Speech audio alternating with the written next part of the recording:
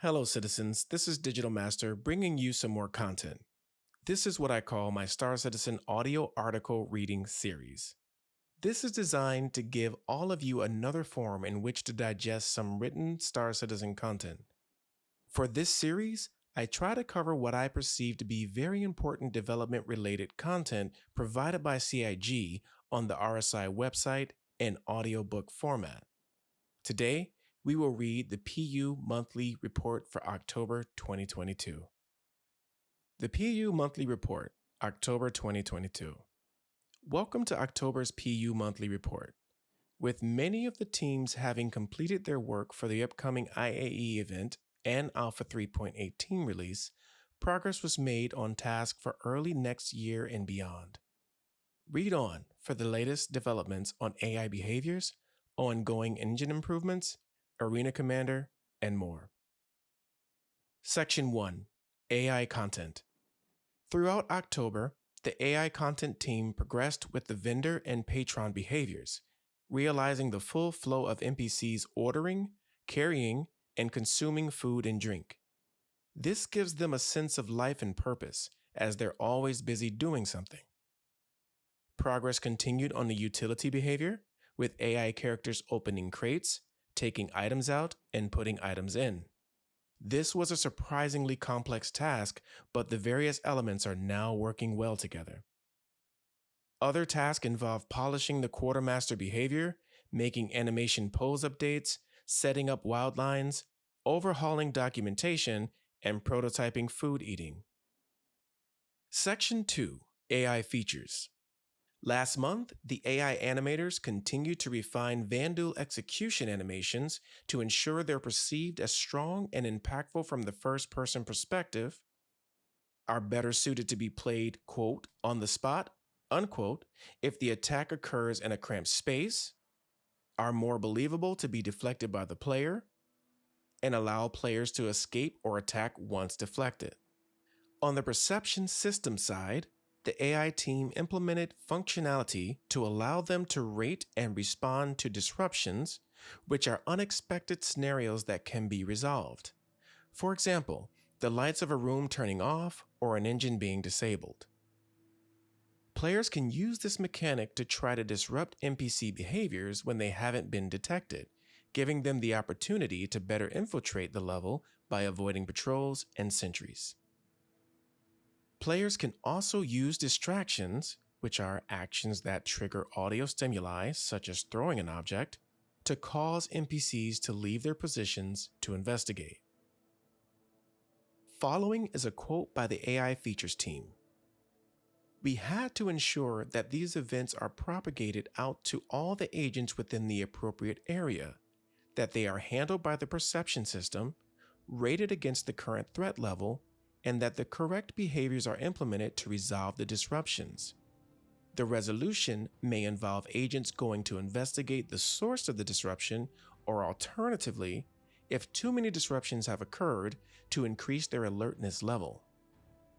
This means that they may take out their weapons, say specific alertness level wildlines, or respond quicker to subsequent events.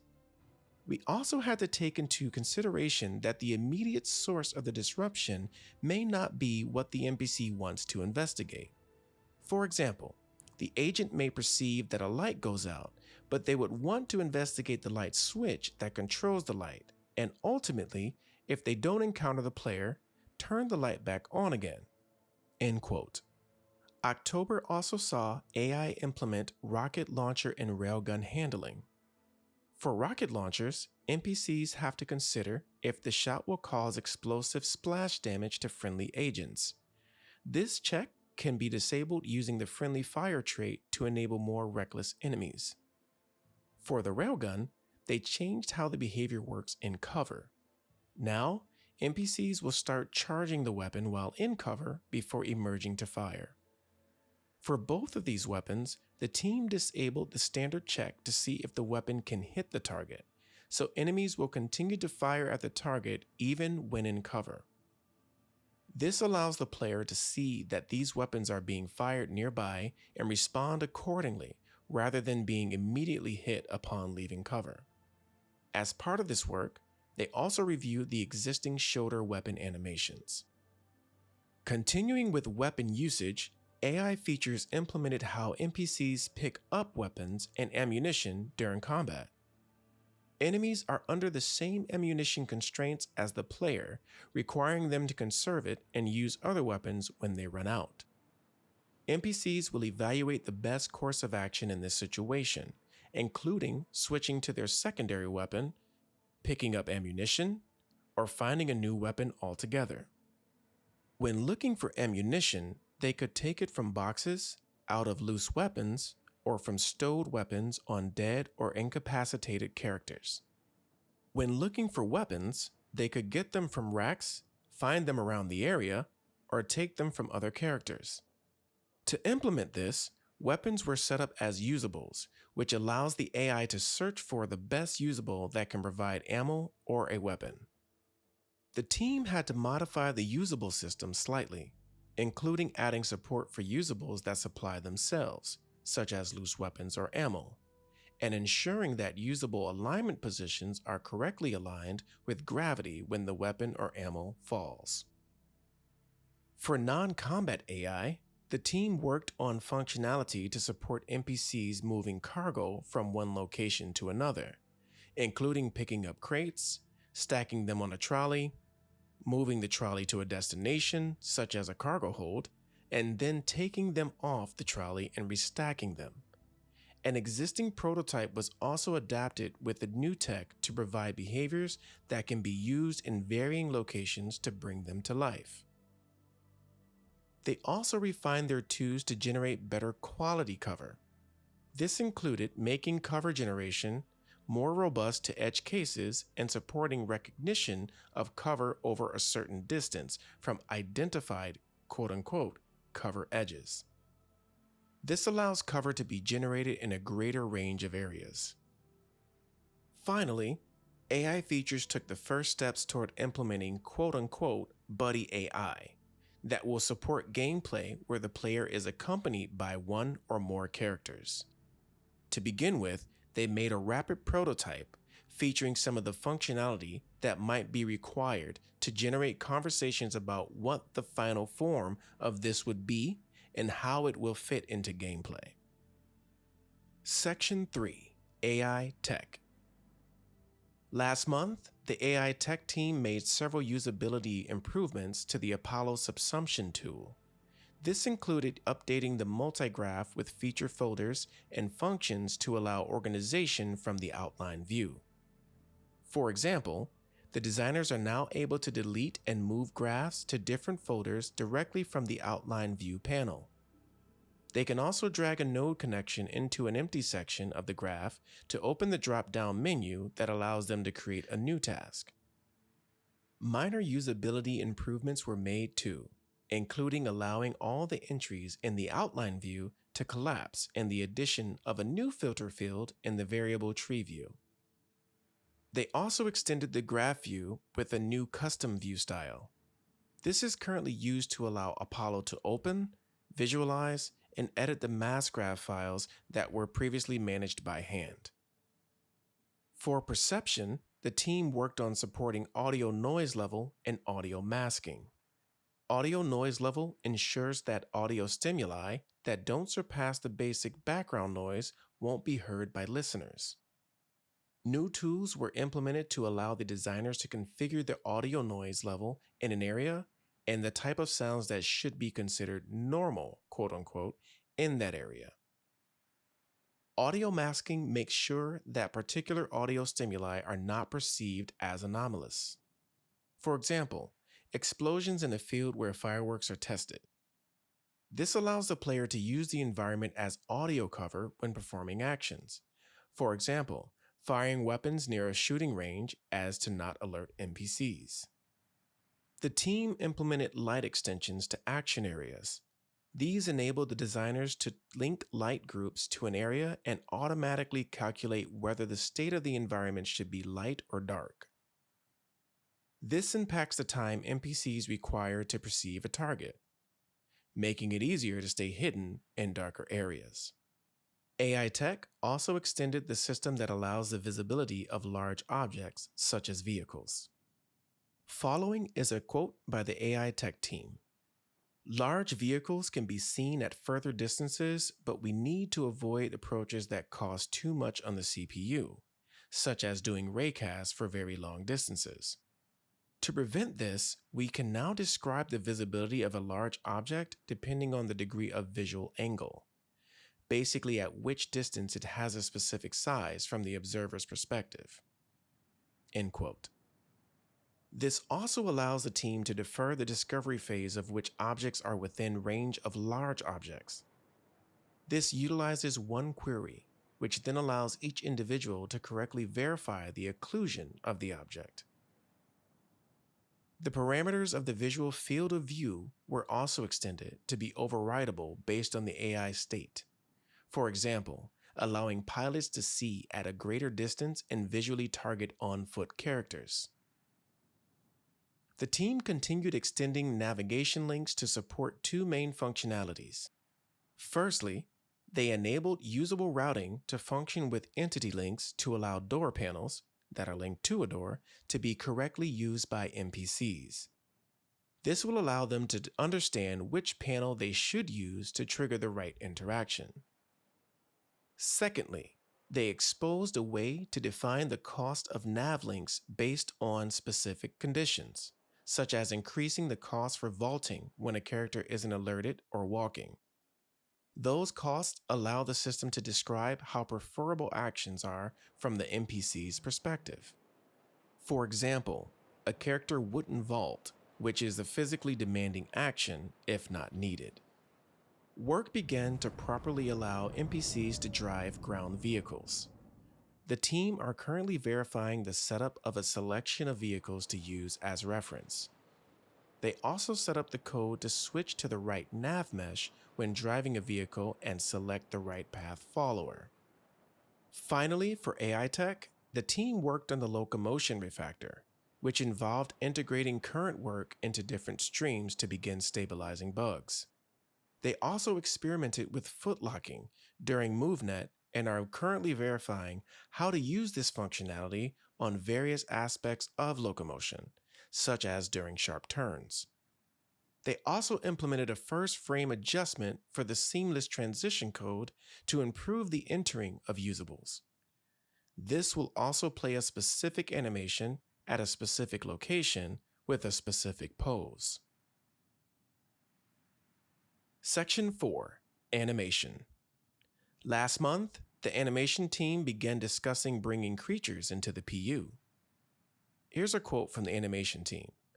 Our team had just signed off on the rig for the first creature, meaning we can finally start animating our first interactable creature. End quote. The facial team progressed with AI worker animations, including the bartender.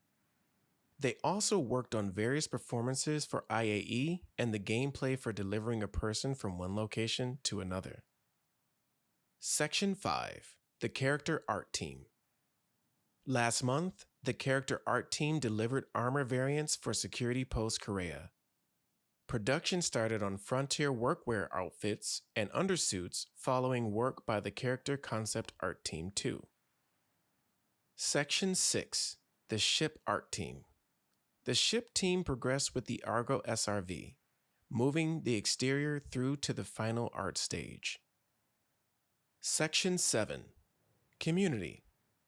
Early in October, the community team supported Day of the Vara, the Versus take on Halloween.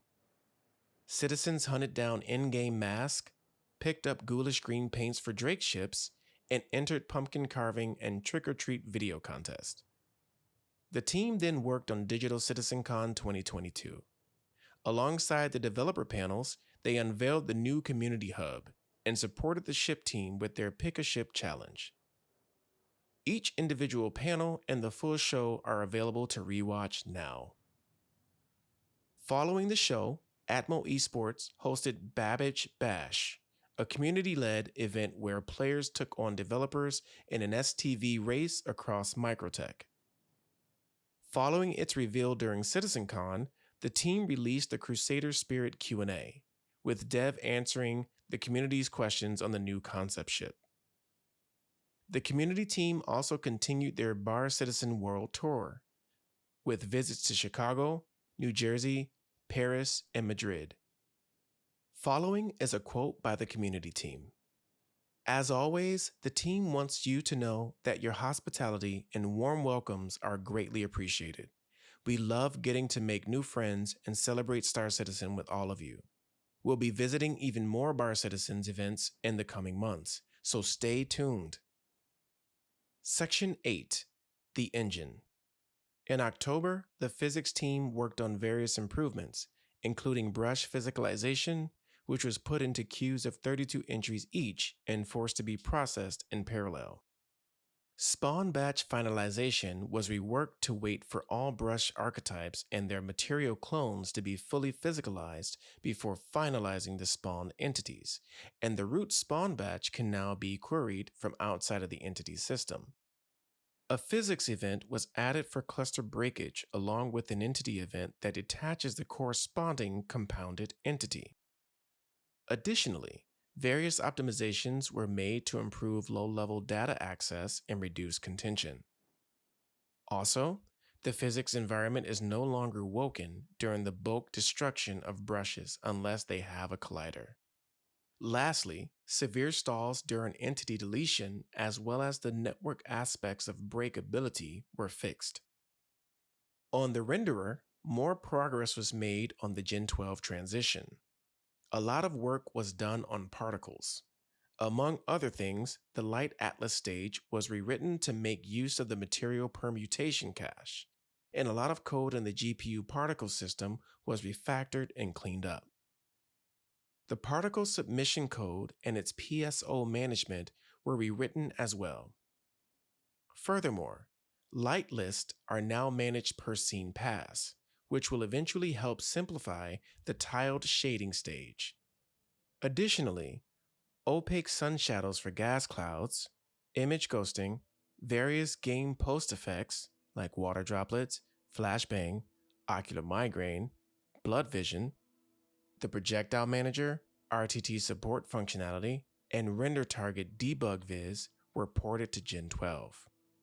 Support for transient scene render passes was completed, and collision checks for resource sets were added. Offline cube maps now use their own pipeline to allow for different feature sets. Lastly, lots of optimizations and cleanups were made all around. Regarding atmosphere and volumetric clouds, improvements were made to the Gen 12 code by adopting the transient passes made available in September. Furthermore, a preview mode was implemented to help lighting artists setting up planet atmospheres. On the core engine, the team made additional improvements to entity lifetime management. This involved adding code to group objects for lifetime management and how entity deletion is handled on stream out. All legacy entity lifetime code was removed. The entity allocator was changed to be page-based. In-engine file mapping support was completed, i.e., faster P4K file access. Initial steps were done to run all game code through include what you use to remove unnecessary header dependencies, which should ultimately lead to faster incremental compile times. Lastly, in case of failed memory allocations, it is now possible to identify relevant code owners and list them in bug reports automatically to speed up bug processing. The remainder of the time was spent supporting Alpha 3.18 and the live PU. Section 9. The Arena Commander Features Team. The engineering team began the month with quality of life and bug fixes. They then added additional post-game score awards and fixed the bleed-out damage type.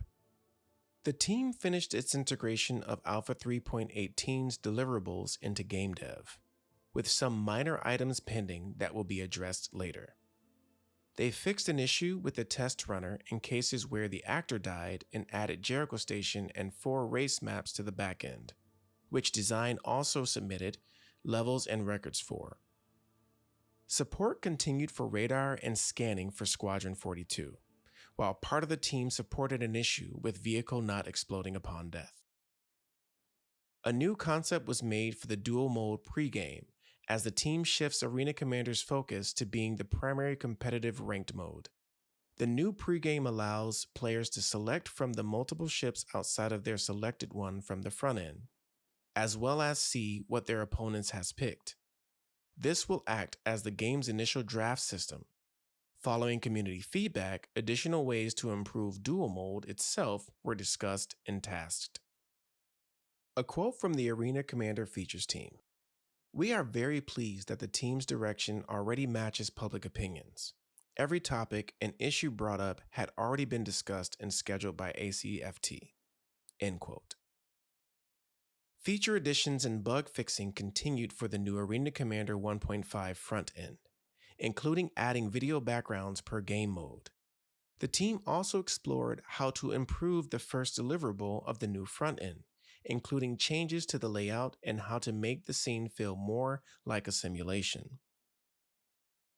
Design finished their initial pass on 5 new racetracks: Snake Pit, Icebreaker, Ratari Station, Dunlow Derby, and Lorville Gateways. A new dogfighting map, Jericho Station, was successfully playtested and is planned for an upcoming patch. Section 10. Features Team, Characters and Weapons. Last month, the Features team improved various existing features, including the ability to vault or mantle over a ledge, which can now be triggered mid-jump or fall. This adds further options for the level designers when constructing on-foot traversal puzzles. Players can now also look up or down while moving on a ladder to help them see where they're going. If they stop, they can look around 360 degrees too. This is done by creating an idle animation with 360 poses. The game then picks the frame from the asset that matches the player's yaw relative to the ladder. This then becomes the base idle on top of which the team can build other actions.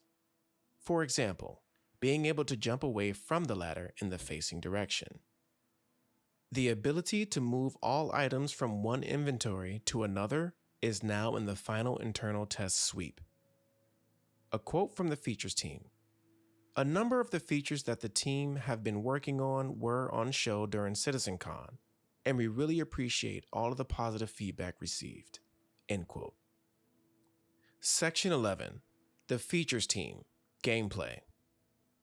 In the US, work continued on the initial implementation of the cargo refactor and new commodity kiosk UI for Alpha 3.18.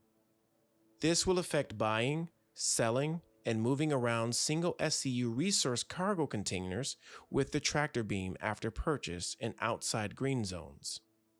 Gameplay features are also continued to support the buying and selling of FPS refillable RMC containers and the containers created by the Vulture and Reclaimer. Updates were made to the prison, including the kiosk, which received new gameplay items. Alongside this, the setup and inventories were adjusted across all shops for new commodities that come with the cargo refactor. They also updated the shops to support IAE merchandise. The shop setup for Pyro began and is ongoing. UI screens for the commodity kiosk, mission manager, and bounty hunting progressed too. Planning and documentation began for freight elevators and subsequent cargo refactor updates, which will begin in Q4 2022. Documentation and investigation began into multi- and large container cargo delivery missions that could coincide with the delivery of T1 cargo. The Manchester and Frankfurt-based teams progressed with hull scraping, adding the finishing touches and quality of life improvements for its balance pass. Additional time was also put into the fresh derelict harvestables that can spawn in space to make them look more worn and authentic. They also worked with the Montreal team to add some not clearly identifiable pieces to debris fields, and helped the US team with the cargo refactor. The team's work on gravity and life support is approaching final, with the remainder of the work on the resource management system that will bring it all together. Section 12, the Features Team, Missions. Mission features added final polish to various missions, including a new ending to the prison escape that will add further excitement and challenge. They then worked with art to further expand the Jumptown Drug Lab. A quote from the mission's feature team. It has doubled in size and includes a second entrance, second drug dispenser, and multiple windows and skylights to see inside. To improve gunplay on the interior, we made it circular and removed most of the doors for long sightlines. End quote. Trespass areas were also updated so that lawful trespass and entering hostile areas are now different. The name of the org and control of the area is also shown upon entering, and once access to the area is revoked, such as at the end of a mission, players are shown a countdown to when they will be trespassing should they remain. Finally, bugs related to crime stat and ship collisions were identified and fixed. Section 13, Vehicle Features Team. Last month, Vehicle Features supported the docking and transit features. Both continue to be a long-term requirements for the team as each release poses new issues, particularly with transit, which will likely remain until the launch of the new transit system. Multifunction displays, or MFDs, progressed well, with the weapons, emissions, and ship models submitted and working in-game. The self-status screen also made it into Squadron 42 UI stream, and tasks were started for the comms and weapons self-status MFDs. Work also began on the new version of Quantum Travel, which currently involves refactoring the current feature in preparation for rework. The team's AI support increased throughout October. This mostly focused on the ship versus player boss fights in Squadron 42, with the Cutlass now flying with its new behavior on a spline attacking the player. They also supported the flight team with both AI and non-AI requests. Support for the Q4 ship releases began too, with tuning currently in progress. Alongside this, the new ground vehicle tech was further developed and will be enabled in a coming sprint. Before this, issues with the Drake Mule driving like a tank will be resolved. Master modes progressed well in testing. The team confirmed the speeds for SEM, boost, and quantum travel and are now testing racing ships and looking into how to balance disabling ships as they change between SCM and QT. A quote from the Vehicle Features team. We also used this opportunity to rebalance a lot of weapons, redoing the differences in behaviors we had reset for the Alpha 3.14 rework. End quote. Recourse network support continued with the power conversation and initial work on integrating heat components. The team are currently setting out their design support for the feature as a lot of components will need converting once the technical work is complete. Alongside this, the aiming refactor is now almost complete, with the remaining work focusing on implementing the new UI. A big step was made on control surfaces. Now, ships gliding without thrusters has been reduced over the previous surface model. Finally, the new restricted area system passed its go, no-go and is now enabled. Section 14, Graphics, VFX Programming, and Planet Tech. In October, the team continued to focus on damage maps, fixing missing initial damage on debris, incorrect damage map sizes, and inconsistencies between ship sizes. Time was also spent investigating networking and persistence for debris. Further progress was made on porting gas clouds and CPU particles to Gen 12. The Gen 12 GPU marker refactor was also completed, and some issues were fixed relating to the hair and hologram shaders.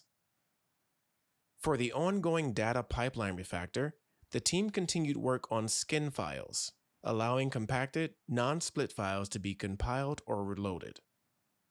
They also implemented process groups in support of multiple input formats. Development on screen space shadows began, which involved adjusting ray tracing to account for thin objects. Work was also done on anti-aliased lines for Oct geometry and UI for use on the star map. They also added new features for the UI mesh shader, that is, the multi-shading texturing by triplanar projection and smoothing, alongside enabling wetness effects to work with blood, sweat, and tears. The team closed out Raystar version 1 and fixed the remaining bugs and crashes raised by the content teams. There were also various fixes submitted for rivers, and R&D began on WaterSim and water rendering improvements. Section 15. Lighting. Lighting continued their work on Pyro, Lorville, IAE, Orison's Racetrack, Security Post Korea, and Derelict Space Settlements. Lorville received a lighting cleanup to improve certain areas, while the level as a whole was tidied up to bring it back to its original intended state. They also closed out various previous locations to ensure that everything is up to scratch. Section 16. Locations, EU. The EU locations team continued to work on Pyro's rest stop, making great progress on the internals of the station. They then moved focus toward the station's external arms. Work was also closed out on Security Post Korea, and progress was made on the IAE event halls and cargo. They continued their ongoing task of adding life to the landing zones, too. Section 17. Narrative. As the rush towards IAE and Alpha 3.18 continued, the narrative team provided additional support to fix bugs and issues that arose through testing. For IAE, they helped deliver new content that was recorded in recent motion capture sessions. Here's a quote from the narrative team. "This was particularly exciting, as we were able to utilize one of our dedicated narrative designers to build the AI behavior to hand over to design to implement." End quote. Narrative also started working with mission features on the existing air traffic control behavior. This will help fix problems with the existing behavior while also supporting the newest upgrades to the system, which will then be standardized for any additional air traffic control characters and scripts in the future. They also continue to meet with the missions team to develop the investigate missions featured in Narrative CitizenCon video. After last month's push, the writers were tasked with coming up with a sample mystery for players to investigate to stress test the foundational system and see how scalable this mission could be. In addition, they provided text for upcoming missions and open discussions on a handful of other mission types that will be coming in the next few patches. The team worked closely with the design and UI teams on some of the upcoming MobiGlass apps that will support new gameplay currently in development. Throughout October, new content was added to the website, including a Spectrum Spectator that explored the history of CitizenCon, a portfolio spotlighting Stegmans, and the return of Old Jegger in an installment of Far From Home. Finally, another installment of Galactopedia articles made their way out of the archives and onto the site. Here is a quote from the team. "This month's anniversary on CitizenCon marks 10 years worth of content that has made its way into the Spectrum Dispatch section of the website. From the earliest days of the time capsule to Kyle Mason, Kid Crimson, and news updates, these weekly updates have been a great opportunity to dive deep into the Star Citizen universe. So we want to say thank you for all of the enthusiasm and support over the years." End quote. Section 18. Online Services, Montreal. The Online Services team spent October completing several remaining features, including the new character repair reset process and how in-game transactions are handled. They also improved the new login flow process to allow for faster entry into the game when a player has a pre-entitled account, as well as the new retry service that will resubmit a message back to the service application for a reattempt. Lastly, The team made a quality of life update that sorts the in-game friends list alphabetically. This is planned to be included in Alpha 3.18. Section 19, Live Tools, Montreal. Throughout October, the Live Tools team focused on features relating to persistent entity streaming, specifically the implementation of the login flow module in the Network Operations Center. This module gathers different features, including the ability to manage entitlements and rentals. It also provides more detailed and precise information to users about the login details of players, enabling the detection and analysis of issues. Section 20, Turbulent, Web Platform. The Turbulent team began the month supporting CitizenCon 2952, including the main event, Greycat STV, and Crusader Spirit pages. The team continued to make improvements to the CMS tool, Alexandria, which supports bespoke web pages. The latest improvements were around the Explore video module, enabling it to add points of interest to video content. A grid module was also created to give another way to display information. Multiple teams from Turbulent contributed to the IAE promotions coming in November. For example, a new web skin was developed to emulate the expo hall, and improvements were made to the promotional ship wall. Turbulent's design team focused on generating brand alignment across the website, losing some of the legacy UI elements and bringing in a new look. One of Turbulent's biggest launches in October was the release of the updated Community Hub. A quote from the Turbulent web platform team. The Community Hub will emerge slowly as the most relevant place to see contests, events, and what other community members are live streaming or creating. As more features come online, it will begin to emerge as a social media platform where you can follow your favorite creators and never miss out on an in-game or live event. End quote. Finally, the team continued to rework the roles and access controls for improved security. Section 21, UI. The UI team continued developing the new star map, particularly the underlying tech to allow them to easily display it in different locations. For example, in ships, the mobiGlas, and potentially screens and levels.